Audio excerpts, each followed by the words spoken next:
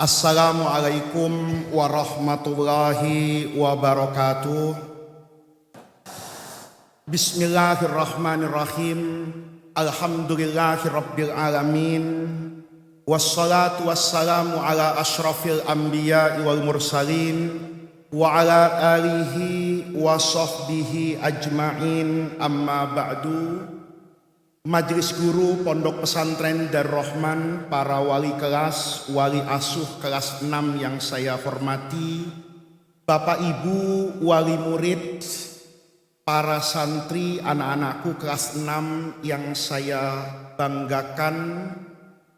Pagi hari ini secara sengaja menjadi tradisi saat anak bapak dan anak ibu naik ke kelas 6, kita berkumpul, bertemu dan bermuajahah, karena ini adalah sesuatu yang patut kita syukuri, tetapi juga patut kita waspadai. Ibarat kapal, putra putri ibu dan bapak itu sudah mengarungi lautan yang cukup panjang. Rasanya ibu, bapak ini adalah angkatan pertama di Darul Rahman yang dulu waktu nganter itu tidak boleh masuk ke dalam asrama. Masih ingat ibu ya?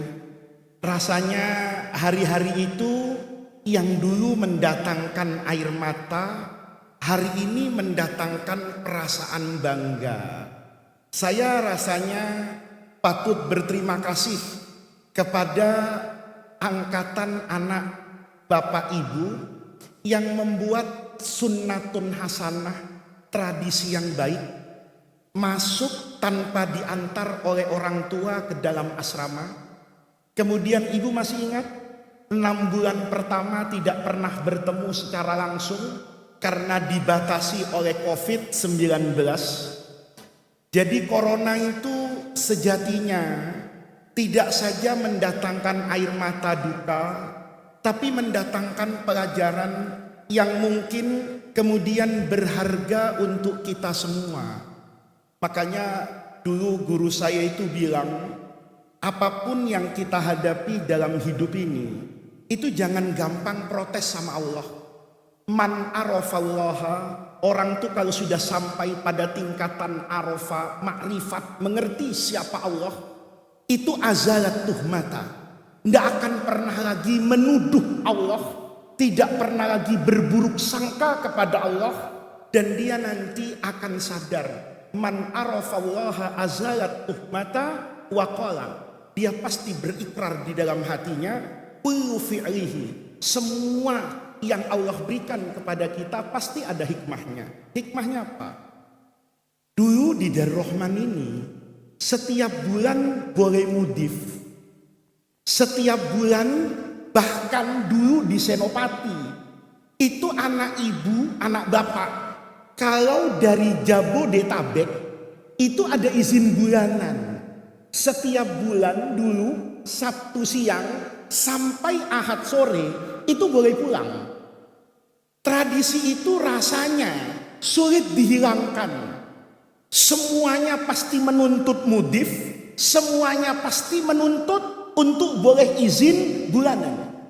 Datang COVID, anak ibu sekarang tuh yang sudah kelas 6, itu waktu kelas 1 dulu masuk ke Darul Rahman tidak diantar ke asrama, merapikan barang, menghitung kebutuhannya, itu ditemani oleh seniornya yang kelas 6 di masa itu. Tidak bisa ketemu langsung selama 6 bulan, tidak ada lagi izin bulanan. Nyatanya sehat walafiat sampai sekarang.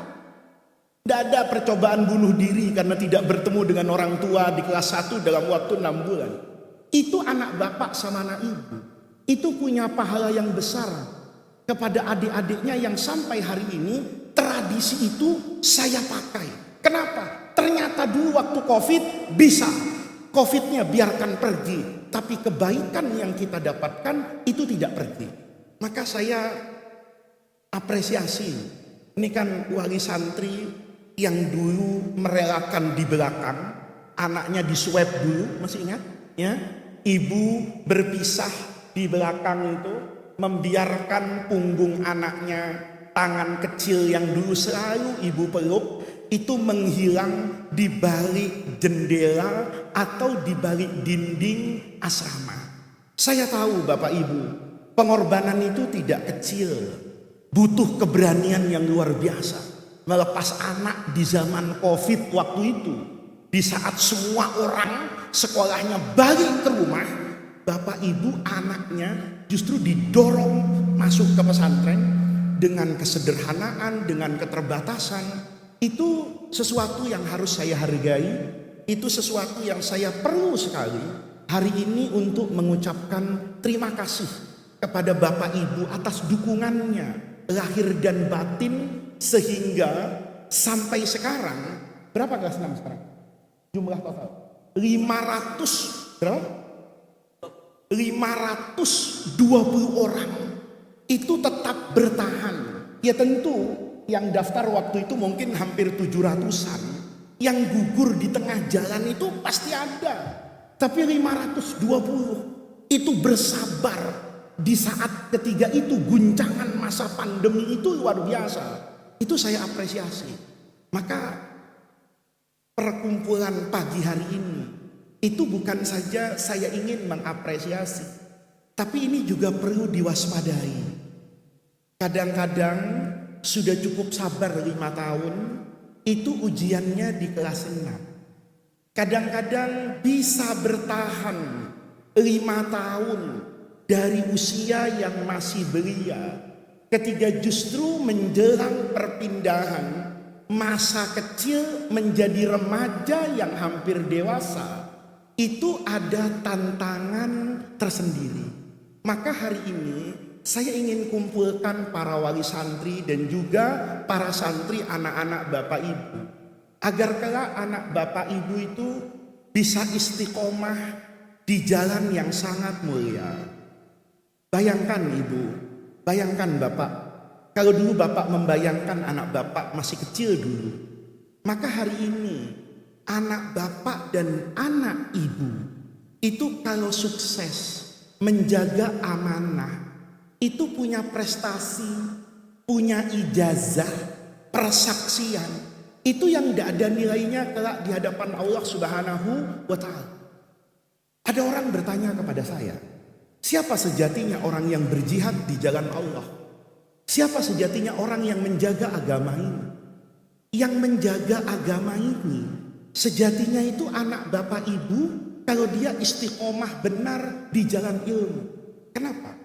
Agama Islam itu bukan kata saya. Agama Islam itu bukan kata mereka nih, ustadz, ustazah, bukan. Agama Islam itu bukan apa menurut saya, pandangan saya, enggak. Agama ini naklatun bainal jaili ilal ajyal. Agama ini kata guru saya, itu berpindah Pak, dari Rasulullah kepada para sahabat. Kenapa Islam itu masih ada hari ini? Ya karena ada sahabat Nabi. Nabi itu kan bukan cuma Nabi Muhammad, ada banyak Nabi. Tapi hanya dibaca sejarahnya. Apa saya bisa meyakini bahwa ajaran A itu betul dari Nabi A? Itu yang bisa dipertanggungjawabkan itu cuma Islam. Karena Islam itu punya transformasi. Masing-masing orang di setiap generasi itu menjadi transmitter, riwayat. Dulu Nabi nyampaikan A, didengar oleh sahabat Abu Hurairah. Abu Hurairah merekam A, nanti disampaikan kepada siapa ini? Muridnya. Begitu terus. Maka anak bapak sama anak ibu itu di sisi Allah nanti, kalau sukses bapak ibu jaga, doakan anak-anak itu fisabilil ilmi, maka di arsy itu, di lauhil mahfud itu, anak bapak sama anak ibu itu dicatat loh sebagai orang yang membawa, menjaga dan merawat agamanya Rasulullah. Ijazah dari Rahman itu cuma kertas Bu. Kalau bapak cuma minta ijazah sama saya yang bagus, saya kasih sekarang. Karena buat saya itu tidak berharga. Yang berharga ijazah batiniyah ini loh. Kesadaran bahwa saya ini bawa mata rantai ilmu. Saya, Pak Kiai itu usia sudah 86 tahun. Saya setiap hari, walaupun saya yakin tidak bisa setiap hari, itu selalu berusaha makan dengan bapak saya. Jadi saya tadi di pengajian subuh itu, saya dikasih makan. Makanannya enak lagi.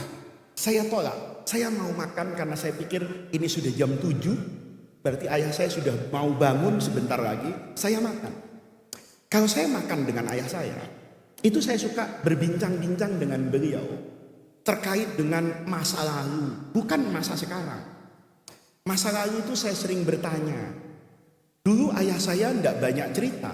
Saya tanya, Abi itu guru-gurunya siapa? Dulu ngaji di sini tahun berapa? Ketemu dengan siapa? Ayah saya itu cerita. Memori masa lalu itu diceritakan mungkin 3 atau 4 tahun belakangan ini. Ketika ayah saya banyak sekali bercerita tentang orang alim, maka itu saya rekam di kepala saya. Untuk apa? Untuk hari-hari ini saya meresapi betul bahwa saya ketika menjadi anaknya Syukron Mak, baik anak biologis karena Kiai Syukron itu bapak saya, darah saya, DNA saya, gen saya, tetapi di satu sisi Kiai Syukron Makmun itu juga guru saya. Orang tua merangkap guru. Maka saya kemudian merasa bahwa saya ini sejatinya itu menjadi mata rantai. Ibu kalau tahu rantai dari atas ke bawah, saya ini kan sebetulnya menjadi mata rantai proses berjalannya agama, ilmu pengetahuan dari Rasulullah. Saya itu menjadi bagian itu. Kenapa? Ayah saya cerita misalnya, saya punya paman. Dulu paman-paman ayah saya, paman-pamannya Kiai Syukron, itu ngajinya cuma 2. Kalau tidak ke Tebuireng, itu mesti ke Sidogiri. Kalau tidak ke Tebuireng, orang Madura dulu, zaman Hadratus Syekh itu ke Tebuireng. Yang satu ke Sidogiri. Ketika saya lihat nih, ujungnya Tebuireng Kiai Hasyim Asy'ari dengan ujungnya Sidogiri, atau di kemudian hari saya mempelajari ujungnya Kiai Gontor, itu kan saya menyambung-nyambungkan ke atas. Misalnya kalau itu ujungnya Tebuireng, berarti maha guru ayah saya, maha guru keluarga saya, paman-pamannya itu kan Kiai Hasyim Asy'ari. Kiai Hasyim Asy'ari itu menyampaikan ilmu, menyampaikan Nahdlatul Ulama, itu kan bukan karena dirinya sendiri. Pasti ada guru-gurunya ke atas. Lalu saya membayangkan satu hal. Dulu sampai sekarang, santri Darul Rahman itu yang pasti ngaji sama Pak Kiai Syukron, itu kitab Riyadhus Shalihin. Karena Pak Kiai itu punya wirid Jumat subuh di pesantren. Ya, dulu pernah sekali Selasa sore di pesantren, itu mulai era 80-an, itu ngaji kitab Riyadhus Shalihin. Buat kita sekarang, Riyadhus Shalihin itu tidak mahal, karena Bapak ingin tahu tinggal beli. Tapi sejatinya Riyadhus Shalihin itu sampai kan karena periwayatan. Ketika misalnya ayah saya bilang gini, saya punya paman itu ngaji langsung sama Hadratus Syekh Hasyim Asy'ari. Namanya Kiai Abdul Bari bin Ahmad Zainal Ridho. Makanya kakak saya dikasih nama Zainal Ridho. Itu ngambil kakek dari jalur ibunya Pak Kiai. Begitu beliau ngomong ini ngaji sama Hadratus Syekh, maka saya membayangkan kalau saya ngaji di depan ayah saya, kemudian ayah saya mengucapkan An Abi Hurairah, kemudian membaca persis, maka seolah-olah bacaan itu nyambung kepada Imam Nawawi pengarang kitab itu. Kenapa? Karena ayah saya bertemu dengan pamannya. Pamannya ketemu dengan Kiai Hasyim Asy'ari. Kiai Hasyim Asy'ari pasti ketemu dengan alim besar berasal dari tanah Banten yang di Mekah disebut dengan Syekh Nawawi Al-Jawi. Syekh Nawawi Al-Jawi ini ilmunya itu pasti banyak dari guru-gurunya. Tapi pasti di antara guru-gurunya itu Syekhul Islam Ibrahim Al-Bajuri, yang di Indonesia sarahnya Fathul Qorib Al-Bajuri itu ditulis oleh alim besar di Mesir namanya Ibrahim Al-Bajuri.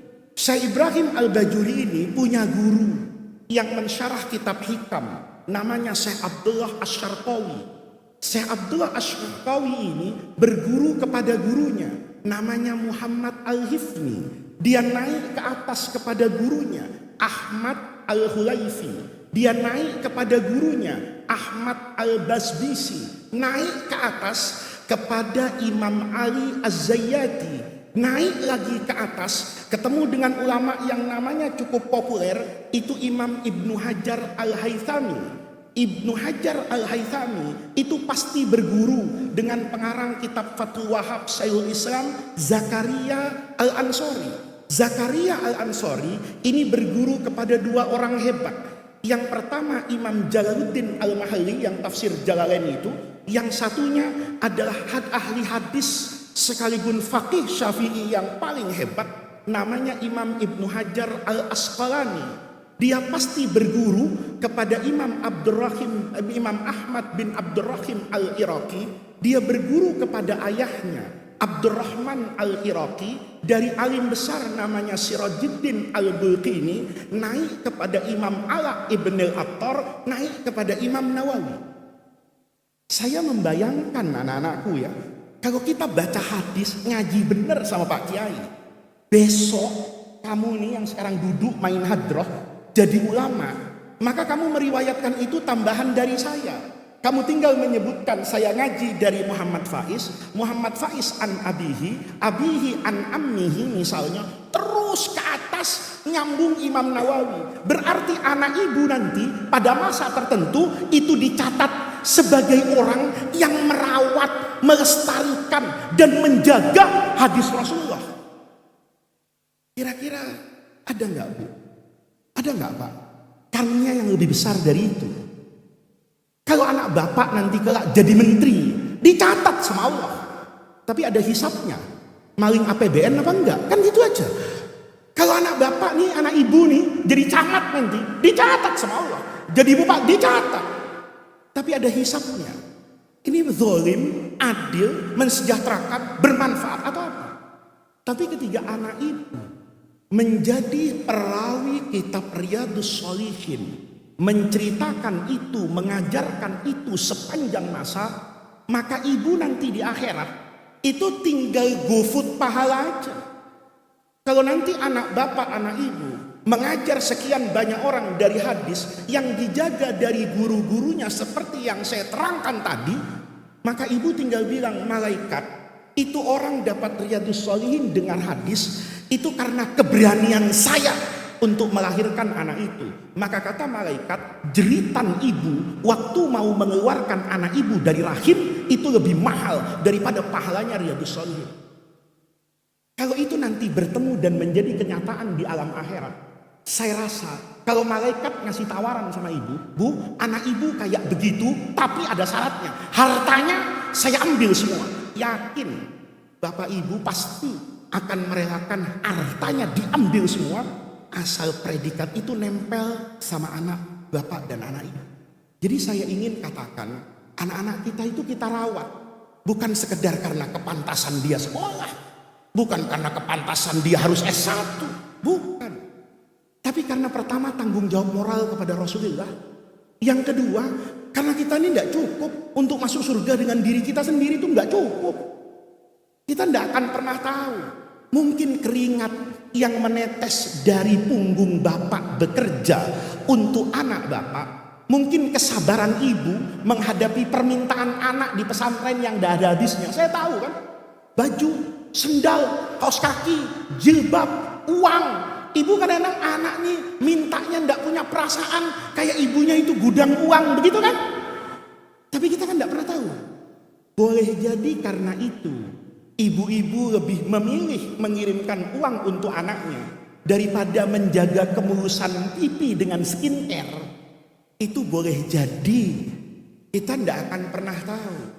Itu seperti galah yang mungkin melemparkan kita ke dalam surga Itu karena pengabdian kita kepada Rasulullah dengan wasilah anak-anak kita. Maka saya ingin sampaikan kepada Bapak Ibu, perjalanan panjang ini ayo dijaga. Perjalanan panjang ini ayo dihargai. Karena sekarang pahitnya mungkin terasa. Mungkin Darul Rahman itu tidak juga memberikan apa yang diinginkan wali santri. Mungkin di sana ada protes, mungkin di sini ada kesel. Tapi itu memang bagian dari hidup. Hidup itu ya ada ketawa, ada nangis. Hidup itu ada dipuji, ya tidak kurang dicaci. Ya hidup memang begitu. Maka saya sering bilang sama guru-guru, ini ada wali santri begini, ya biarkan, tidak apa-apa. Dengarkan, itu masukan. Positif dan bisa kita lakukan, kerjakan. Tidak bisa kita lakukan, sampaikan. Nggak setuju, pintu Darul Rahman terbuka. Saya tidak pernah memaksa agar anak bapak dan anak ibu itu bertahan di sini, tidak pernah saya maksa. Saya tidak pernah memaksa, tapi saya hanya ingin memberikan gambaran bahwa hidup itu selalu begitu. Maka bapak ibu, ini masa-masa yang saya minta betul wali santri itu bekerja sama dengan saya, bekerja sama dengan guru, mengantarkan itu. Nanti kalau sudah masanya, yang metik itu bapak ibu sendiri. Dan kebahagiaan itu tidak bisa. Kebahagiaan lihat anak sukses dengan ilmu. Itu kata guru saya itu, la yuqabilu ayyumata fil hadhil hayat. Itu nggak akan sama kok dengan kenikmatan memiliki apapun di dunia ini, kecuali melihat anak-anaknya itu menjadi sukses berpredikat sebagai ahlul ilmi. Dulu saya sering cerita sama anak-anak di Darul Rahman. Sekarang saya ceritakan sama bapak-bapak. Orang tidak banyak tahu tentang sejarah hidup gurunya Imam Malik bin Anas yang terkenal cerdas, yang namanya Robi'ah bin Abi Abdurrahman Al-Farruh. Itu dulu, walaupun nanti wafatnya itu hebat ya, tragis, kehilangan murid, kehilangan pesona, memilih uzlah, ya menyepi dari hiruk pikuk keilmuan di Madinah. Tapi sejarah orang ini hebat.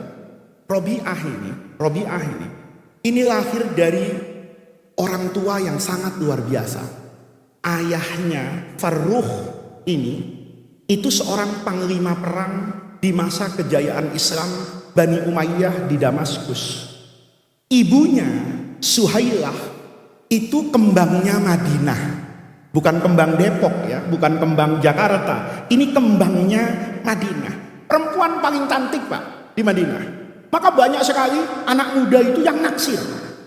Tapi anak-anak muda itu sepakat menjodohkan Suhailah ini dengan dengan Farruh. Karena ini ganteng, berpangkat, kata dia. Kalau Suhailah jodohnya ini Farruh, saya rela. Kalau ente kita bersaing. Gitu. Kalau sama ente aja mau, kan mungkin juga mau sama saya. Uang muka kita masih standar BPS misalnya gitu. Tapi kalau Farruh ini ganteng banget. Maka singkat cerita, dijodohkan dan terjadi perjodohan itu. Menikahlah Farruh dengan Suhailah. Ini pernikahan idola nih. Yang satu ganteng, yang satu cakep.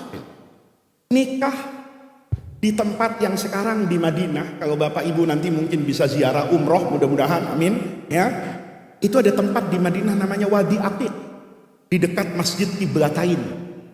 Itu di batas bagian, lupa saya bagian mana, mendekati akhir dari tanah suci. Itu dulu wadi sungai dipilih oleh Rasulullah itu sebagai tempat berkumpul sebelum Nabi berangkat Hajjatul Wada. Di perkampungan elit itulah diadakan pernikahan ramai pak. Singkat cerita nih, selesai pernikahan mereka bulan madu.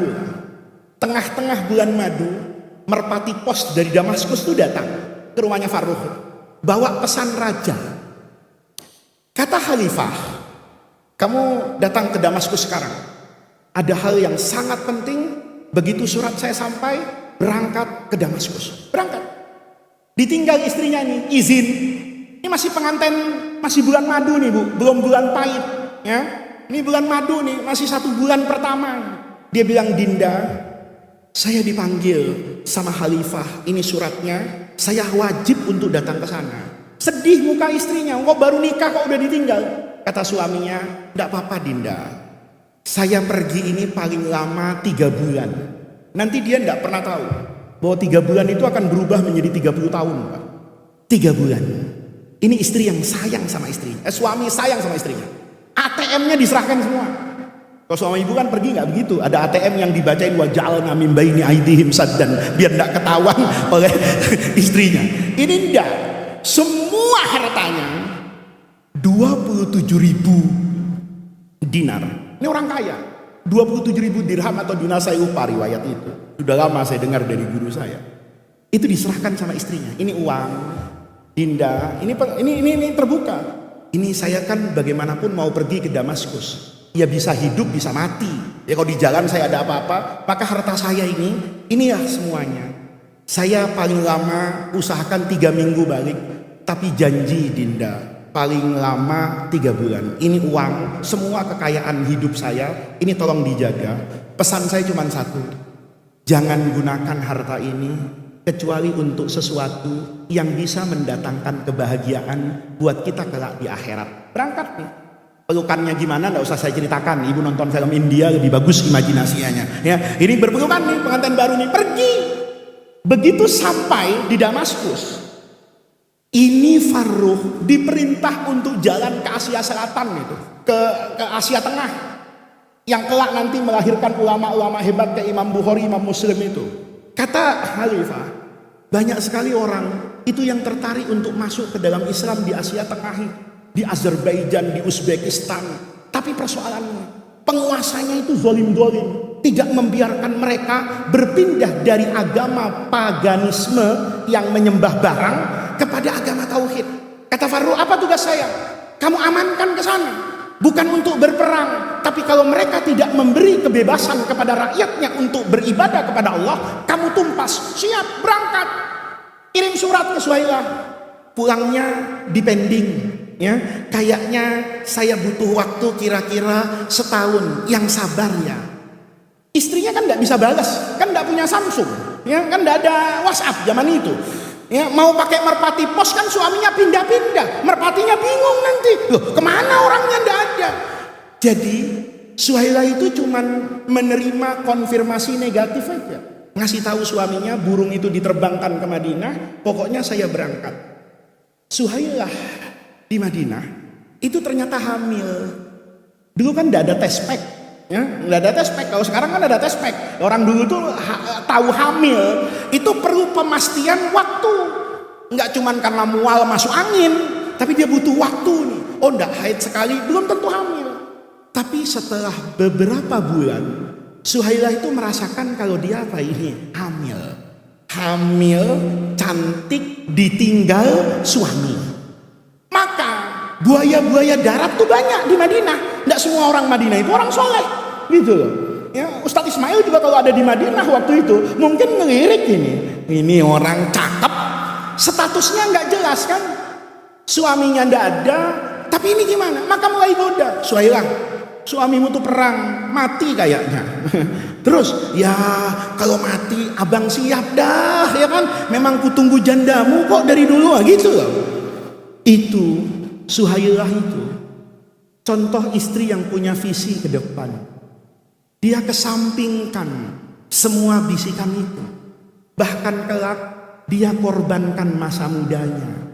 Semua laki-laki itu datang setahun, 2 tahun, 3 tahun. Apa yang kamu tunggu? Nggak ada kabar suamimu. Setiap ada orang pulang ke Madinah dari Asia Tengah, lihat suami saya nggak? Lihat di mana? Di sana. Yang satu udah nggak kelihatan. Nggak jelas. Yakin kalau itu terjadi sama ibu-ibu muda, cantik, yang ngelirik banyak, yakin ke pengadilan agama. Ngapain Pak? Gugat cerai, ya? Atau minta isbat mati. Ini suami saya tidak ada kabar nih, sudah setahun kayaknya mati, udah 2 tahun kayaknya mati, kan begitu. Ini Suhailah itu, dia tepis itu, enggak. Lahir anak laki-lakinya ini, dia kasih nama Robi'ah. Karena khalifah dulu adalah Robi, dikasih tak marbutoh itu bukan perempuan, tapi mubalaghah. Robi itu kesejukan dan kedamaian. Jadi orang Arab itu punya musim ekstrim Pak. Panas banget, dingin banget. Yang sedang itu apa? Namanya Robi. Maka dia kepengen anak saya ini, Suhailahnya itu kalem. Farruhnya panglima perang. Ini kalau jadi salah satu nggak cakep nih. Kalau nanti lemah dibilang nurun ibunya, kalau terlalu berangasan dibilang anak bapaknya. Padahal ini kan anak berdua. Maka dia minta sama Allah, anak saya itu tengah-tengah. Tegas kayak bapaknya, tapi lembut dan perasa kayak ibunya. Maka dikasih nama apa itu? Robi, lahirlah. Dididiknya. Kata Suhaila, daripada saya mikirin laki-laki, mendingan saya ngurusin anak laki-laki saya. Sesuai dengan perintah suaminya, harta jangan dipakai kecuali untuk sesuatu yang mendatangkan senyuman di akhirat.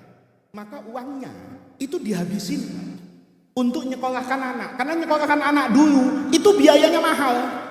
Kenapa mahal? Untuk beli kertas, motong kambing. Kenapa? Karena alat tulis itu yang paling awet itu ya kulit binatang. Bapak coba bayangin, kalau anaknya masuk Darul Rahman, harus ngaji Riyadhus Shalihin, nulis, nyatet, pakai kulit kambing, bangkrut. Uangnya habis, bapak stroke. Kenapa? Tiap hari makan daging kambing. Loh, kenapa makan kambing tiap hari Pak Haji? Loh, kan bulunya, kulitnya harus saya ambil. Lihat, Bapak Ibu, dipakai uang itu. Singkat ceritalah, 27 tahun kemudian, Farruh ini tidak sadar. Dia dalam riwayat manakibnya itu sadar-sadar itu di Azerbaijan ngelihat kaca, ngaca dia, kaget. Dia yang tampan mulai ada keriputnya, rambutnya dulu yang tebal hitam sekarang sudah apa ini? Memutih. Baru sadar dia, Masya Allah, tua saya sekarang. Tahun berapa ini? Keingetan dia sama istri tercintanya yang dia tinggalkan di Madinah. Dia ngitung-ngitung pakai hisab. Masya Allah, 27 tahun sekarang nih. Maka dia ngirim surat ke Prabowo nih, ya kan? Ya, lewat Pak Agus Subianto Panglima TNI. Tuan Presiden, Akvini, tolong kasih saya dispensasi cuti, mau pulang demi istri tercinta di Madinah. Keluar izinnya. Burung merpati datang dari Damaskus, silahkan ambil cuti semaunya. Oh enggak cuti 27 tahun ini kan tentara teladan, ngambil semaunya. Mau sebulan kayak 10 tahun boleh berangkat, pulang Pak. Tapi orang ini bawaannya tuh peduli. Kalau di jalan ngelihat ada kezaliman, perang dulu. Jadi untuk sampai ke Madinah 3 tahun. Bayangin. Bapak bayangin tuh Pak, untuk balik ke rumahnya itu nambah berapa tahun? 3. Jadi genap berapa? 30. Masuk ke Madinah. Masuk ke Madinah itu, gemuruh hatinya itu, kepikiran. Dinda istri saya itu kayak apa ya? 30 tahun. Dia tuh enggak pede asalnya. Oh saya dulu ganteng nanti ketemu tua. Tapi dia ingat, kalau saya bisa tua, istri saya juga bisa peot. Kan begitu sama-sama tua gitu. Maka dia kumpulkan keberaniannya untuk menyatakan bahwa saya suami. Tapi tradisi orang di Madinah dulu, kalau datang itu mesti lapor sama Rasulullah. Jadi kalau pergi dari mana-mana Pak, itu tidak langsung ke rumah, tapi ke makam Rasulullah.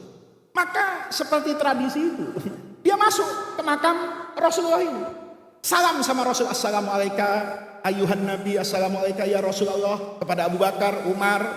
Setelah itu datang waktu asar, ketepatan azan. Karena azan, sholat ya. Sholat gini, dia lihat Masjid Nabawi, kenangan 30 tahun. Ya kan kalau dulu kan perubahan gak secepat sekarang. Kalau sekarang tuh kan cepat sekali karena teknologi. Era kita tahun 90, 80, 90 kan perubahannya itu gak banyak.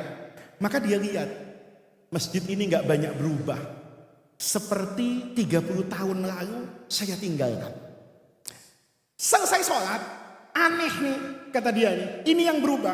Biasanya orang selesai sholat wirid adem aja, tahu-tahu lari menuju raudhah ngaji. Maka ya tatofal, bahasa Arabnya tatoful itu matanya iseng aja. Dia nggak ingin tahu tapi penasaran. Dia ngintip, ini orang lari kemana sih? Apa ngejar bansos gitu kan? Apa ada kartu Jakarta Pinter gitu? Ternyata ke tempat pengajian raudhah. Dia dianggap aneh sama orang. Karena semuanya lari, dia jalan santai aja.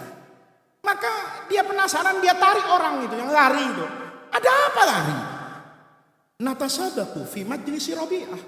Kita ini lomba-lomba ingin duduk dekat dengan guru besar di Madinah ini, namanya Imam Rabi'ah. Dia nggak tahu tuh kalau nanti anaknya. Kata dia, Rabi'ah siapa? Saya taunya kan ini. Wah, ente dasar nggak pernah ngaji sih, gitu. Banting kartu mulu di pos kan begitu. Padahal ini bapaknya. Dia itu penasaran sebetulnya. Tapi rasa kangen sama istrinya itu lebih kuat. Dia tanya, ini guru ngajinya kapan? Tiap sore. Kata dia, gampang. Gua ngajinya besok sore. Bini dulu nih urusan penting. Pulang dia. Pulang itu Pak. Ini kan orang kaya. Ada pagernya. Dia main masuk aja. Karena merasa rumahnya. Ditangkap sama hansip di kampung. Maling ini, ada orang asing masuk kampung, langsung masuk. Dipegang. Dia mau masuk ke rumahnya itu, di pagar itu. Kudanya langsung dimasukin. Maka penjaga itu teriak. Maling, rampok. Orang yang di sekitar kan ribut Pak. Dipegang. Dituduh rampok. Robiahnya ngamuk karena merasa ini rumahnya. Rampok apa? Ini rumah saya. Ya orang kan udah gak kenal Pak. Rumah lu dari mana katanya. Ini rumahnya janda, lu main masuk aja katanya. Ribut Pak. Nih manakibnya. Tengah-tengah ribut, istrinya tuh di kamar. Dengar teriakan suaminya. Ma'ana bisarik. Saya bukan rampok. Dengar suaranya. Ini cinta sejati tidak pernah salah. Nah, kalau ibu kan kadang-kadang suka ketuker. Antara suara suami dengan suara tetangga. Kadang-kadang ketuker nih. Ini Pak. Perempuan akhir zaman nih yang mau ketemu Dajjal. Ini kadang-kadang suka ketuker. Apalagi di mall. Dari belakang kayaknya suaminya. Main pegang aja tangannya. Nengok suami orang. Begitu tahu lebih ganteng, kepikiran tuker tambah. Kan begitu. Ini cinta sejati itu tidak pernah salah. Dengar kayak gitu, dia itu ya kalah yakin. Ini suami saya. Maka dia keluar. Nah, pas keluarnya tidak saya ceritakan. Cukup ibu nonton film Korea, film Cina, film India, maka imajinasinya lebih liar dari ceramah saya. Ya. Ketemu nih Pak, Masya Allah udah. Abang, wah kayak gitu nggak usah saya ceritakan. Masuk nih, ke meja makan. Ngobrol lah di sofa rumah ini. Ya bagaimana Pak? Nggak ketemu 30 tahun. Itu kan ceritanya berepisode-episode. Kata istrinya, abang kemana aja? Waduh, cerita 30 tahun Pak. Ya, wah pokoknya diceritakan macam. Tiba-tiba Farruh ini bawa uang, banyak uangnya. Dia ngomong, Dinda, alhamdulillah, saya pulang membawa harta jama'atuhu hilala sab'in wa ishrina sana. 27 tahun nih saya kerja gaji saya, itu saya kumpulin. Sekarang saya bawa uangnya. Yuk besok kita ke BSI. Ya, kita store tunai. Sama uang yang ini, sama uang yang dulu itu. Nih, suaminya juga ingat. Bu, suami itu ingat Bu. Uang yang dikasih ke ibu tuh ingat. Cuman suaminya itu sabar, ngerasa kalau saya itu bukan KPK dan bukan BPK. Makanya ibu gak diaudit sama suaminya. Tapi suami tahu, dulu saya kasih 27. Ini saya bawa 50. Besok setor tunai 87. Logikanya gitu. Maka dia tanya, istriku besok kita gabung yuk uang yang dulu. Ini belum tahu kalau punya anak. Kita habiskan masa tua kita berdua. Istrinya bingung kan. Mau jawab cerita punya anak. Takut ngamuk suaminya. Anak siapa? Wong dia gak tahu kalau ya, waktu berangkat itu hamil. Suhaila itu pusing. Gimana caranya cari alasan. Maka dia bermain dengan buying time. Jual waktu. Dia ngomong sama suaminya. Abang, datang langsung ngomong duit. Ziarah dulu ke Rasulullah. Duit. Kata suaminya, udah. Mikir dia, wah saya suruh apa lagi ya? Abang udah sholat. Sholat di Masjid Nabi udah belum? Udah. Bingung kan mau disuruh apa ini? Karena sejatinya Suhaila itu mau ngusir suaminya. Dia mau berpikir dengan jernih. Gimana caranya menceritakan bahwa uangnya sudah habis. Tapi habis untuk anak yang dia didik menjadi orang besar. Maka karena bilang sudah, Suhaila kepikir, Emang abang sudah ke Masjid Nabi? Udah, ngapain aja bang? Ziarah, sholat, denger azan. Nanya Suhailah, Masjid Nabi berubah gak bang? Enggak, katanya. Sama. Masa bang? Gak ada perubahannya? Gak ada. Tiangnya sama, catnya sama. Makam Nabi ya masih seperti itu, gak ada yang berubah. Suhailah tuh nyecer betul. Masa abang gak lihat yang berubah? Abang datang asar tadi kan? Iya. Sholat asar berjamaah kan? Iya. Masa gak ada yang berubah? Farruh tuh mikir-mikir, apa ya? Oh iya, ada satu. Apa? Pengajian. Pengajian apa bang? Dipancing nih sama istrinya. Saya juga gak tahu. Itu yang merubah wajah Masjid Madinah. Dulu kita kalau habis sholat di Madinah, habis asar, ya yang ngajar tuh banyak. Tapi santai aja. Orang ada yang ngambil guru A, ada yang milih pojokan masjid B. Kayak bapak yang pernah lihat Masjid Nabi, itu kan gurunya banyak pak di mana-mana. Tapi sekarang berubah kata Farruh. Semuanya itu ke satu guru. Berbondong-bondong. Didengerin tadi. Abang gak ngaji? Katanya. Ya kepengen sih katanya. Tapi karena kepengen pulang saya gak ngaji. Abang tahu siapa yang ngaji? Enggak tahu. Tapi yang saya dengar, ini penting. Saya sekilas mencuri dengar ketika pengajian itu baru dimulai. Suara yang bergema dari raudhahnya Nabi itu mengingatkan saya kepada suaranya Abdullah bin Umar. Seandainya saya tidak tahu kalau Abdullah bin Umar, anaknya Umar bin Khattab itu sudah mati, lakultu innahu, maka saya akan katakan yang ngajar ini Abdullah bin Umar. Tapi saya tahu sebelum saya pergi Abdullah bin Umar itu sudah wafat. Maka tidak mungkin kalau ini Abdullah bin Umar. Tapi saya yakin suaranya bergema seperti dulu suaranya Abdullah bin Umar bergema di Masjid Nabi.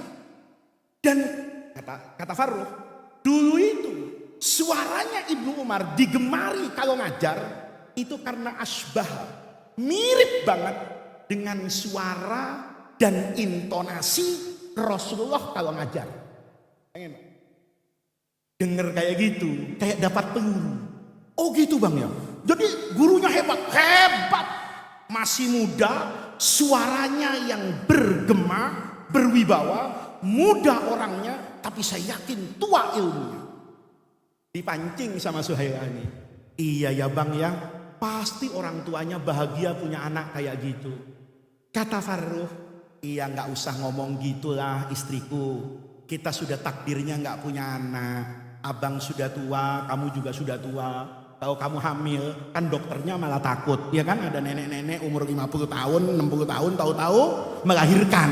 Kan dokter kandungannya takut. Mau dioperasi sesar takut gak nyambung dijahit. Suruh ngeden takut paru-parunya yang keluar, kan begitu. Ini mau diapain nih orangnya? Maka kata Farruh, sudahlah Dinda. Kita terima takdir dari Allah. Kita tidak ditakdirkan punya anak.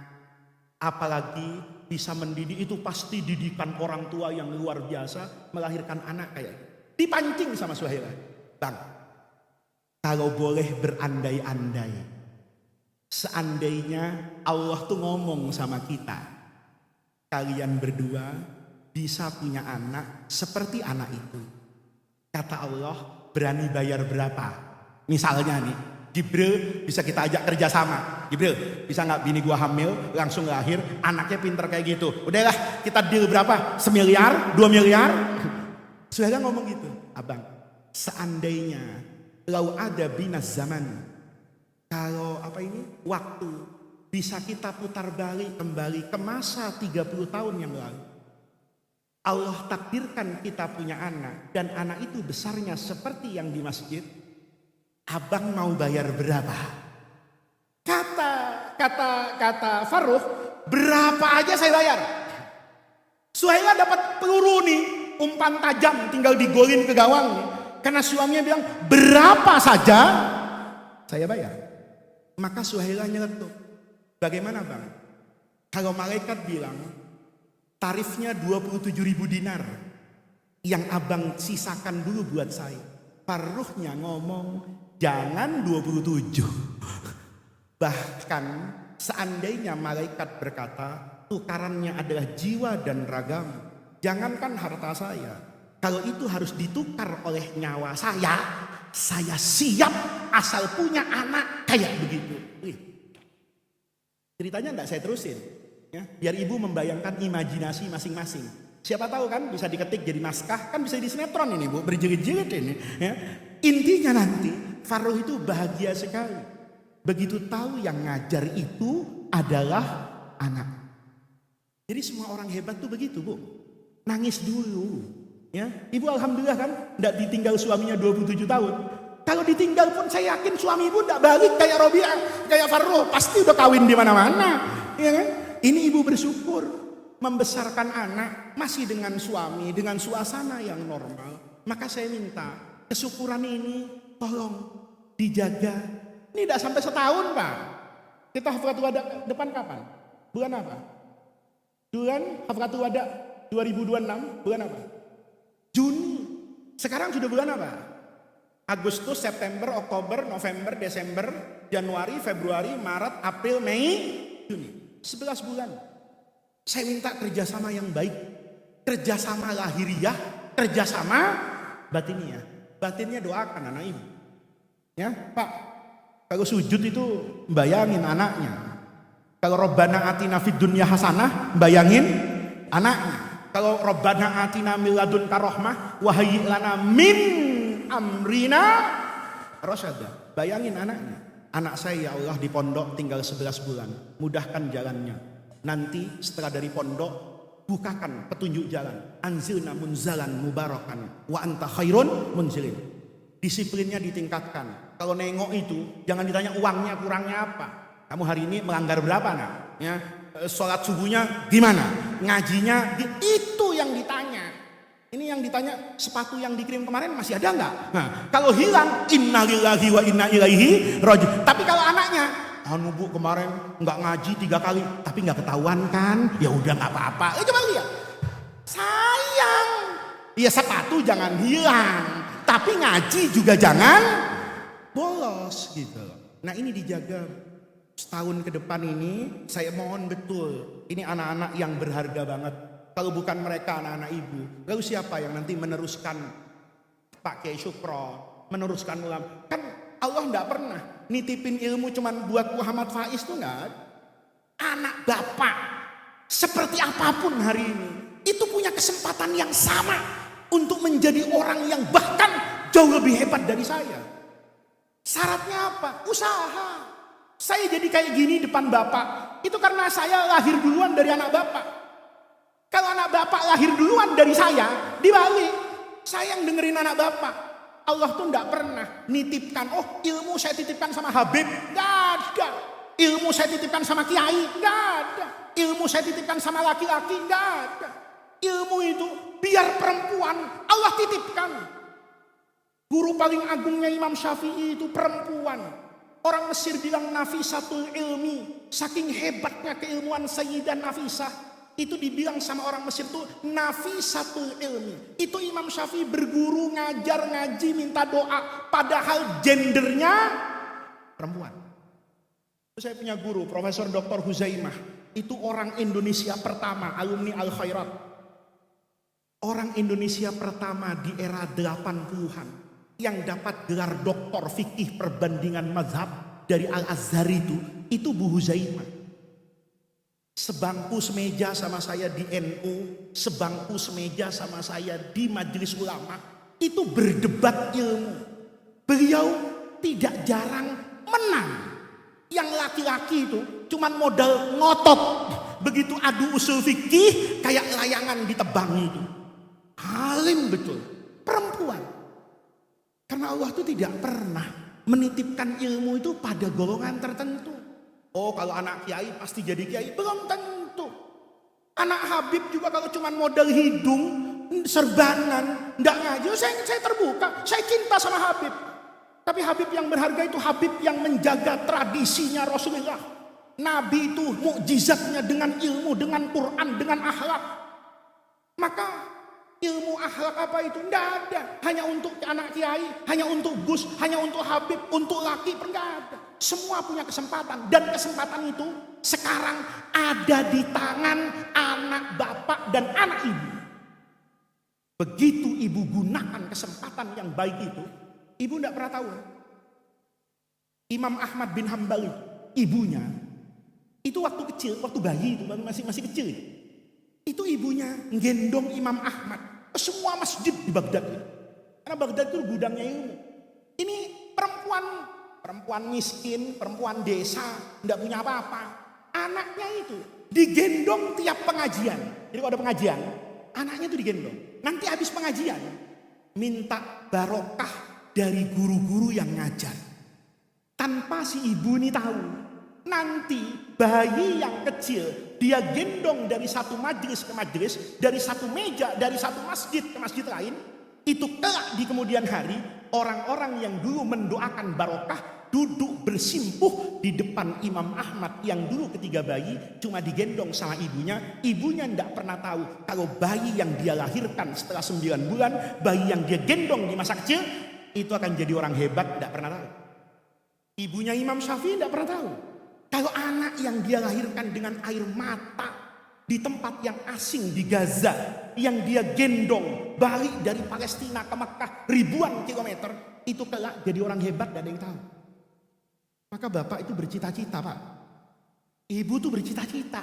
Cita-citanya jangan anaknya tamat Darul Rahman, kuliah S1, jangan. Bercita-cita yang besar. Jangan tanya, saya tidak punya uang, Pak, untuk nyekolahkan anak saya tinggi. Memang syaratnya orang jadi alim tuh pinter, harus karena uang. Enggak. Di dunia ini saya pernah bertemu dengan orang, Pak, yang ibunya dulu itu cuma pedagang asongan di kereta api. Saya tahu betul pengorbanannya. Itu cuma dibungkus, Pak, pakai daun, tidak punya apa-apa. Perempuan tanpa suami. Anaknya sekarang dapat gelar akademisi di luar negeri dari perguruan tinggi yang terhormat. Itu dari ibu yang beli kertas coklat tuh tidak mampu. Cuma mampu membungkus dagangannya itu dengan daun.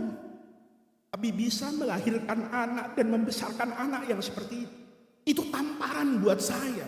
Saya punya banyak hal kadang-kadang untuk bercita-cita seperti itu. Saya belum tentu berani. Maka Bapak, ini persoalan bukan persoalan tamat Darul Rahman kelas 6, bukan. Ini persoalan keberlangsungan dakwah. Ini persoalan mata rantai agama. Ini persoalan penerus Rasulullah. Maka anak-anak itu kasih doktrin, bercita-cita yang tinggi. Jadi orang yang hebat. Bapak sekarang tidak hebat, tidak apa-apa. Memang ada orang yang kenal bapaknya Imam Syafi'i. Memang ada orang yang tahu bapaknya Imam Abu Hanifah itu siapa. Tidak ada orang tahu anak bapaknya Imam Abu Hanifah itu siapa. Ayahnya Imam Bukhari itu disebut manakibnya itu di mana. Tapi anak-anaknya bisa membuktikan bahwa walaupun kami tidak lahir dari orang yang bernasab, tidak lahir dari orang yang bermartabat, kami bisa membuat keluarga kami bermartabat dengan ilmu. Nah, ini yang saya minta gitu, sehingga nanti anak-anak tamat Darul Rahman itu menjadi anak-anak yang istimewa, anak-anak yang punya cita-cita mulia, bukan sekedar formalitas sekolah 6 tahun S1, S2, bukan itu, tapi menjadi khairun nas anfa'uhum linnas. Oleh karena itu Bapak Ibu, saya minta betul kerjasamanya. Nanti setelah ini saya ingin anak kelas 6 itu dikurangi interaksi dengan orang tuanya. Ya, mohon ya, mudifnya nanti kelas 6 itu saya kasih yang paling minim. Masa sudah 6 tahun mudif gak bosan-bosan gitu. Lihat gerbang itu ketemu itu, masa gak bosan-bosan gitu. Sekali-kali lah, Pak, saya sudah bosan mudifin anak saya. Oh, tinggal setahun. Saya tuh bercita-cita ini dikurangi interaksinya, lebih banyak ada di pondok. Nanti saya ingin ajarkan kepada anak-anak bahwa menjadi orang hebat itu tidak harus dengan ilmu, tapi dengan hikmat, dengan rasa cinta kepada ilmu.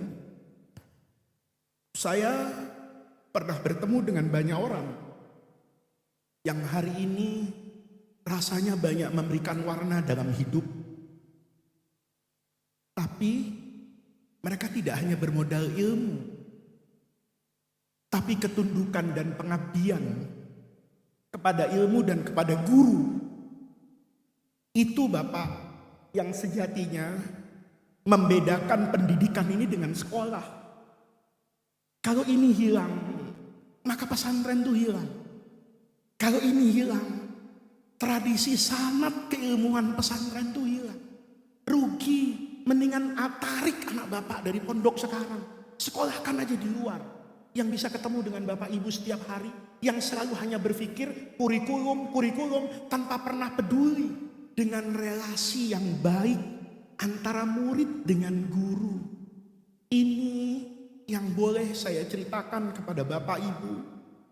Yang kadang-kadang itu menjadi kunci kesuksesan banyak orang yang sekarang hidup di panggung ilmu dan kehormatan. Itu tidak dibangun dari sekedar hafalan yang kuat, tapi dia lahir dari kecintaan kepada ilmu dan ikatan emosional kepada gurunya. Ini yang saya inginkan, agar nanti anak bapak itu mengerti artinya berkhidmat kepada guru. Saya bukan guru yang juga suka dipijetin sama santri saya. Saya juga bukan guru yang suka diongkosin sama murid saya, enggak. Tapi kalau ada murid yang menawarkan seperti itu bukan karena saya kepengen dipijetin, kepengen saya dibantu, bukan. Itu adalah sunnah, tradisi orang. Kalau mau jadi orang alim itu begitu. Kalau mau jadi ulama itu ya begitu caranya. Bukan sekedar aspek lahiriah, kemudian memberikan koreksi penilaian kepada guru hanya karena ada 1-2 perilaku. Ini saya bukan sedang membela guru-guru. Saya sudah bukan ingin membungkam bapak. Saya nggak ada urusan dengan itu. Urusan saya itu tradisi ilmu. Agar kita nanti ketika jadi mata rantai menyambung ilmu dari guru-guru kita. Itu tidak sebatas ilmunya saja Pak. Tapi akhlak, paradigma, dan perilaku. Jadi ke depan nanti kelas 6 ini akan kita kurangi mudif-mudifnya. Bapak ibu kan sudah kenal betul dengan para wali kelas, wali asuh. Kalau ada apa-apa, biasakan hanya dengan menggunakan sarana telekomunikasi kirim uang. Tidak kemudian setiap 1 bulan muncul di sini. Biarkan anak-anak ini menikmati tahun terakhir. Yang tentu tahun ini bapak-bapak itu banyak sekali akan saya robah. Sehingga anak-anak di kelas akhir itu nanti punya jiwa yang berbeda dengan mereka yang sebelumnya. Jadi di sini saya minta tolong betul ya, anak bapak itu didorong sudah ikut guru, berkhidmat sama pesantren, nyapu-nyapu, bersihin. Bukan karena saya ingin nyuruh supaya pesantren ini bersih dengan sapuan anak ibu. Karena kita tidak pernah tahu Pak. Bisa jadi nanti yang menjadikan berkahnya ilmu anak bapak itu bukan hafalan kalamun lafdun mufidun kastakim, tapi tangan yang memegang sapu. Karena ketundukannya kepada gurunya, itu keindahan hidup yang saya dapatkan dari guru-guru saya. Itu tidak saya dapatkan di ruang kelas, itu tidak saya dapatkan di banyak tempat formal, tapi saya dapatkan pada perjalanan spiritual bersama dengan guru-guru yang hebat. Itu pesan saya. Yang kedua yang ingin saya sampaikan, ini soal pengabdian. Beberapa tahun belakangan ini orientasi santri itu bergeser. Lebih suka tamat kelas 6 itu langsung kuliah. Dan itu tidak salah. Tidak ada yang salah. Tamat kelas 6 langsung kuliah, itu tidak salah. Tapi dulu Pak Kiai Syukron bikin pesantren ini, itu ingin agar anak-anak itu setamat dari pesantren itu mau mengabdi. Mengabdi itu bukan persoalan kewajiban. Salah Bapak Ibu. Kalau dikatakan kok Darul Rahman itu menghambat, anak saya kan sudah tamat, saya mau tarik kemana aja. Oh enggak apa-apa, Bapak tarik juga saya enggak akan ambil. Tapi saya sedang mengajarkan kepada Bapak keberkahan ilmu. Anak Bapak itu ditaruh di satu tempat, mengajar, mungkin alif Bapak. Tapi itu yang saya katakan tadi, tradisi ahlu sunnah itu membiasakan dengan tawassul. Dia biarlah di sana, melihat dunia yang berbeda. Melihat dunia yang berbeda. Siapa tahu, karena melihat dunia yang berbeda, anak bapak dan anak ibu itu terilhami untuk membelokkan jalan hidupnya. Saya kemarin itu terus terang ya, saya di jalan tuh nggak bisa konsentrasi. Saya kemarin tuh mau ke Jawa Tengah. Saya sebelumnya ada di Jawa Tengah, tapi saya memerlukan balik ke Jakarta. Itu hanya untuk ngasih nasihat anak baru itu. Saya tanya di situ, ada anak perempuan, namanya siapa namanya, anak Maluku tuh Laila. Laila, itu anak sekarang sudah kelas 2, kemarin kelas 1. Itu saya tanya, nah kamu untuk sampai ke sini tuh gimana caranya? Naik kapal kayu 1 hari 1 malam untuk sampai ke Pelabuhan Ambon. Dari Pelabuhan Ambon naik kapal Pelni ke Tanjung Priok dengan transit di Makassar di mana? Itu 7 hari 7 malam. Hebatnya tanpa didampingi orang tua. Bayangin, berangkat dari sana itu tanpa orang tuanya di kapal itu 7 hari 7 malam. Saya bukan itu yang mengganggu saya, bukan itu. Ketika saya tanya, kenapa harus ke Darrohman? Kenapa kamu berani naik kapal laut hampir seminggu tanpa didampingi orang tua dan bukan anak orang kaya yang dititipin ATM? Dengan keterbatasan bekal kamu itu berangkat ke sini, nggak pernah tahu kayak apa tanah Jawa. Kenapa kamu berangkat? Jawabannya itu menampar saya, bahkan menampar semua penceramah yang suka pasang tarif di atas mimbar itu. Dia jawab, karena di kampung saya itu tidak banyak yang bisa baca Al-Quran. Dia bukan mau jadi profesor, dia bukan mau jadi ahli nahwu datang ke sini. Dia cuma bilang, di kampung saya itu banyak sekali yang tidak bisa baca Quran. Maka saya harus belajar untuk bisa baca Quran dan pulang saya menjadi orang yang bisa mengajarkan Al-Quran. Betapa berharganya seorang guru yang ngajarin Al-Quran. Tapi kita hari ini merasa itu pekerjaan bukan pekerjaan berharga. Padahal banyak orang yang berani mengorbankan banyak hal sekedar untuk jadi guru Al-Quran.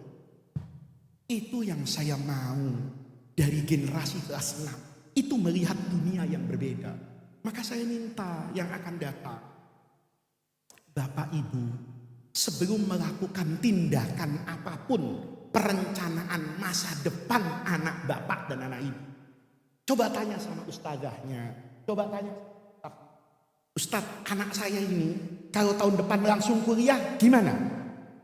Misalnya dijawab sama Ustadz Hilman, oh jangan, anak ibu ini kalau ngajar itu enak.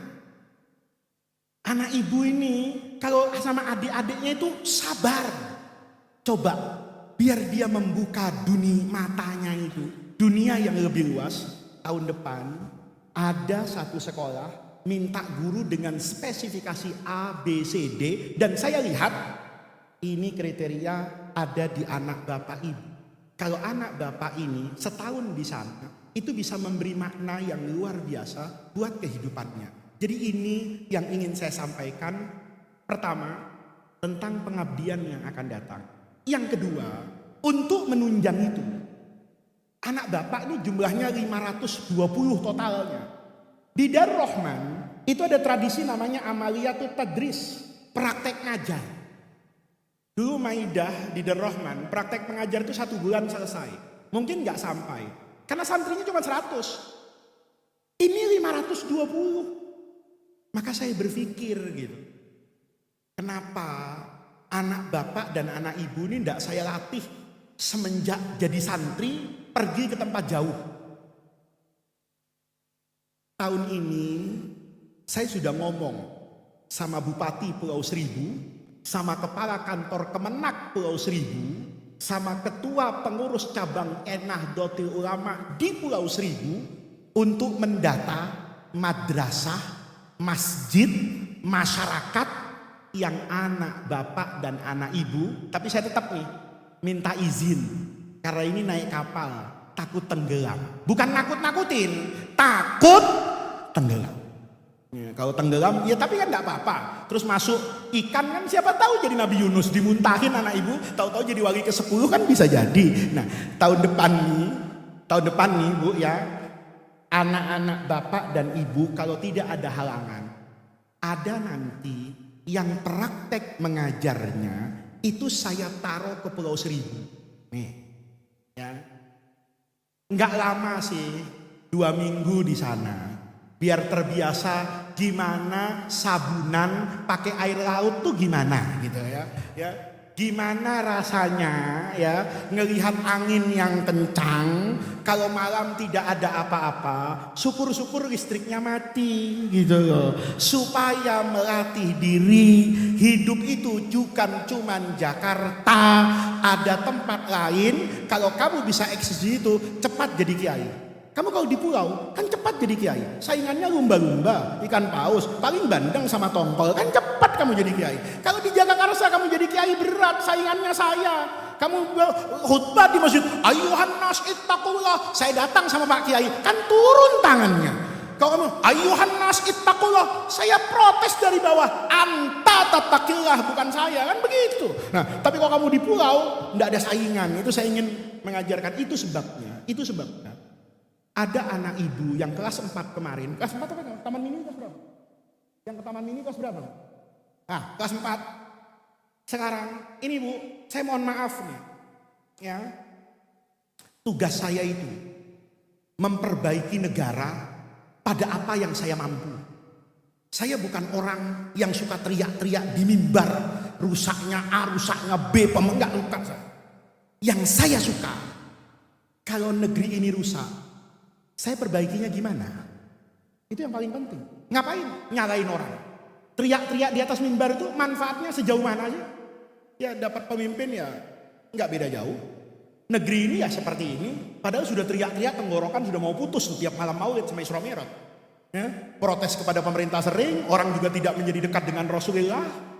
Maka saya punya kewajiban memperbaiki apa yang saya bisa. Anak kelas 4, anak-anak sekarang ini semenjak era reformasi itu kehilangan kecintaan kepada negerinya. Ibu dulu waktu di SD masih belajar PMP, belajar PSPB, itu tandanya tua. Ya iya Pak, ibu-ibu nih kan banyak mamah-mamah muda itu yang lahir setelah reformasi tahun 2000-an itu nggak ngerti PMP, nggak ngerti IPS. Suruh tanya Indonesia ini berapa provinsi, nggak tahu. Maka saya perbaiki apa yang saya bisa. Anak kelas 4 itu, kalau anak kelas 6 itu ziarah Wali Songo nanti ini, anak kelas 4 saya ajak ziarah Taman Mini. Udah saya kerjain kemarin. Saya suruh liatin tuh Taman Mini. Saya belum puas itu kemarin. Kenapa? Karena anak-anak belum ngelihat semuanya. Begitu ngelihat Taman Mini seharian, saya kepengen tahun depan tuh 2 hari ya, ngelihat Taman Mini. Enggak saya ajak pulang, saya tahu anak ibu tuh sukanya healing jalan-jalan.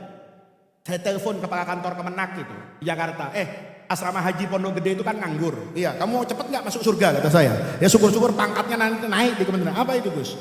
Saya pinjem asramanya, bayar. Tapi bukan jemaah haji, nempati asrama haji kata saya. Berapa orang? Ya nggak banyak sih, ratusan kata saya. Anak ibu malam itu saya ajak nginep di Pondok Gede. Saya kumpulin di aula, putra-putra, putri-putri. Saya ajak ngomong. Apa kata anak ibu?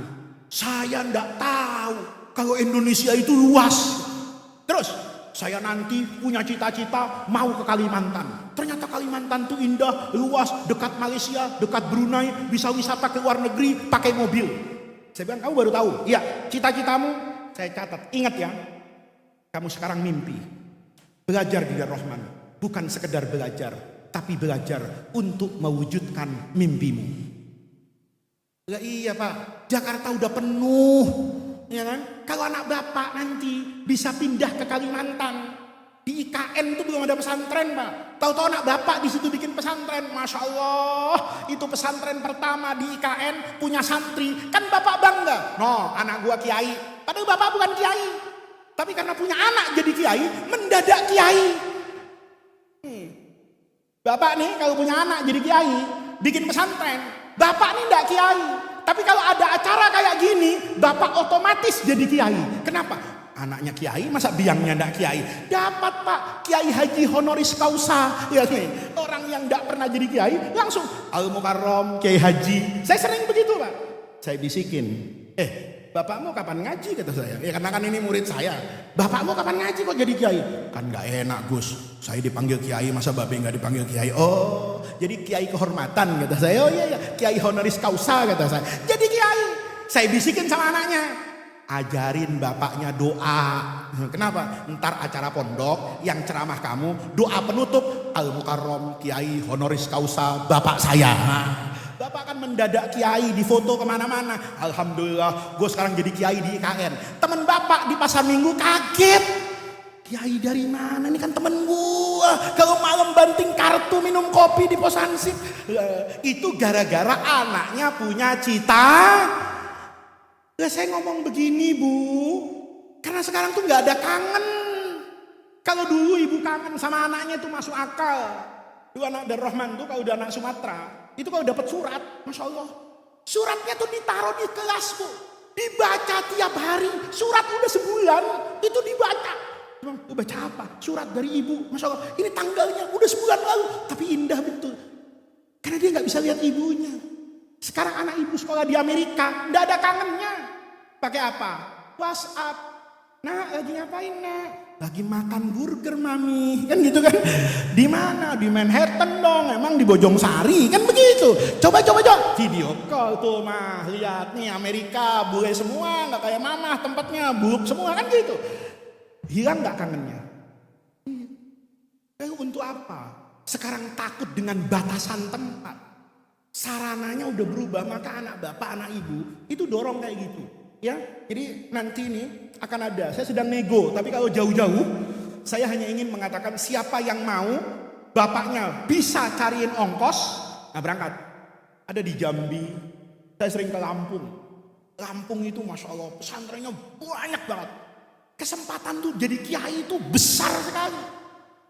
Saya bilang sama kiai-kiai di Lampung, kiai, kalau anak saya seminggu di pesantren kiai ngajar, boleh nggak? Ya boleh Gus katanya. Nah, saya nanti mau bikin nanti ini dari masing-masing apa ini wali kelas bikin proposal. Yang ngajar ke Pulau Seribu mana, yang ngajar ke Sumatera mana, itu sebelum tamat. Ya, sebelum tamat. Saya cuma nggak punya uang aja, saya cariin sponsornya. Nanti kalau nggak ada sponsornya, ada bapak, nggak usah. Anak saya jangan cari sponsor orang pak. Saya sebagai bapaknya yang mensponsori sendiri. Nah, berapa tiket Jakarta Jambi, berapa tiket Jakarta Riau, ngajar di sana seminggu. Bahkan ini cita-cita saya, tunggu sponsornya. Saya kepengen malam Jumat dan Sabtu itu. Malam Jumat tuh ndak ada anak kelas 6 di Darrohman. Hari Sabtu ndak ada anak putri di Darrohman. Mau saya sebar anak-anak ibu. Malam Jumat di daftar masjid itu. Masjid di Jakarta Selatan itu udah berapa? Saya cuma cari sponsor satu orang 100.000 buat naik Gojek gitu loh. 100.000 seorang nih, saya kasih nih sama mereka nih. Nih 100.000 buat ojeknya sama nasi goreng satu bungkus lah, ya. Terus kamu ke masjid A, ngapain? Bukan urusan saya. Kamu ke masjid itu, gimana caranya? Kamu bisa mimpin barzanji di situ. Nanti pengurus masjidnya, saya suruh kirim videonya. Kamu datang tuh sopannya kayak apa? Pak, saya dari pesantren Darrohman. Alhamdulillah, saya diminta oleh Darrohman tuh datang ke sini. Kalau ada kesempatan, apa nanti habis maghrib ada pengajian atau ada apa, izinkan kami ikut berpartisipasi. Biar dari lahir dari anak ibu sendiri punya keberanian. Ya, saya cari sponsor pak. Kalau ada anak kelas 6 sekarang, bahasa Inggrisnya TOEFL-nya 600. Saya cari sponsor pak. Mau saya kasih hadiah liburan ke Singapura. Mimpi boleh kan? Boleh, mimpi boleh. Yang nggak boleh ngamuk-ngamuk kalau mimpinya nggak terwujud. Saya ke depan maunya begitu pak. Anak bapak sama anak ibu nih, saya kepengen dorong. Kamu belajar bahasa Inggris yang benar ya. Nanti anak bapak sama anak ibu, izin asal bapak sama ibunya tega. Ini kamar hotelnya, ini tiket MRT-nya, ya, ini uang untuk makan sehari $100 Singapura. Kamu di situ ada kira-kira 10 hari, ini $1.000, ini tiket pesawatnya, ini paspornya. Berangkat ke Singapura, ini nomor kontak orangnya, ini madrasah ini masjid ini. Nanti kamu pokoknya setiap hari suruh pengurus masjid, madrasahnya bikin video tentang kegiatan kamu. Berdialog dengan orang, menceritakan tradisi Indonesia tentang keberagamaan, tentang keislaman. Setuju nggak bu? Setuju nggak? Setuju idenya, berat ongkosnya. Nah, yang penting itu mimpi. Nanti bagaimana mewujudkannya? Ayo kita berpikir bersama-sama. Mungkin saya bisa mewujudkannya. Tugas ibu hanya mengantar sampai bandara, gitu. Mungkin tugas saya sebaliknya, ngantar sampai bandara, ongkosnya ibu yang transfer pakai uang, nggak ada yang tahu. Tapi saya ingin katakan, anak bapak itu tidak hidup di zaman saya. Anak bapak punya tantangan tersendiri. Anak bapak punya kehidupan yang jauh lebih kompleks dari saya. Maka saya ingin anak bapak mendapatkan bekal yang jauh lebih hebat daripada bekal yang dulu saya miliki, yang bisa mengantarkan saya menjadi seperti hari ini. Anak bapak harus jauh lebih hebat dari saya, maka saya bermimpi memberikan banyak hal yang tentunya itu dibutuhkan oleh anak bapak ibu semuanya. Ya, ini garis besarnya bapak ibu. Kira-kira cocok nggak? Hah? Kira-kira bisa disetujui enggak? Bisa ya mengurangi interaksi ya. Saya aja kadang-kadang mimpi loh Pak. Cuman belum bisa saya wujudkan. Kelas 6 tuh enggak usah pulang lebaran. Ngaji dengan saya ya di Asrul Awakhir, sholat Idul Adha, Idul Fitri di sini. Nanti habis lebaran langsung ujian, langsung hafalatul wada. Rasanya itu akan berbeda. Ya berbeda. Toh sudah lebaran 5 kali kan sama. Nah, saya itu cuman pusing apa? Cari tukang masaknya. Itu aja. Kalau tukang masaknya ada, oh saya keluarkan ini aturan kelas 6 tidak ada libur lebaran. Biar dia di sini, sebetulnya nggak ada libur lebaran. Yang rugi saya. Kan saya mestinya bisa enak itikaf. Gara-gara anak ibu di sini buka kitab lagi, ngaji lagi. Tapi dulu saya sering melihat rahasia orang-orang sukses itu diantaranya menepikan diri di bulan-bulan Ramadan itu untuk mewakafkan dirinya kepada ilmu. Mungkin ini belum bisa saya lakukan, tetapi mimpinya ada dan ini gambaran dari Rahman ke depan. Jadi yang penting buat anak ibu sekarang, kelas 6 mudifnya tidak banyak-banyak. Kelas 6 punya jiwa bahwa saya di sini bukan sekolah, tapi menjadi mata rantai penyambung sanad agama Rasulullah, bahwa saya punya tugas bukan sekedar kelak menjadi guru, bukan sekedar kelak menjadi kiai, bukan sekedar menjadi rektor, menjadi kepala sekolah, menjadi guru ngaji, bukan itu. Tapi tugas saya adalah merawat dan menumbuh kembangkan, menjaga ajaran Ahlus Sunnah yang diturunkan dari generasi ke generasi. Saat itu menjadi generasi saya, maka saya harus menjadi bagian dari mata rantai sanad itu. Kemudian yang keempat itu persoalan pengabdian. Biarlah anak ibu dan anak bapak itu sekali-kali berdedikasi hidupnya untuk ilmu. 1 tahun setelah tamat dari pesantren, nanti setelah itu biarlah anak bapak dan anak ibu itu melihat dunia yang sudah semakin luas. Oh ya, ada lagi yang lupa saya. Anak bapak dan anak ibu itu mohon tidak cuma nanti meneruskan di sekolah formal seperti jurusan-jurusan yang ada hari ini.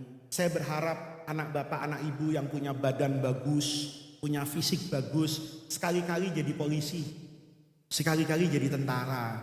Kita ini cuman pinter marah Pak. Ini polisi nggak bener nih, ya mau polisi main duit nih. Tapi anaknya nggak boleh jadi polisi, gitu loh.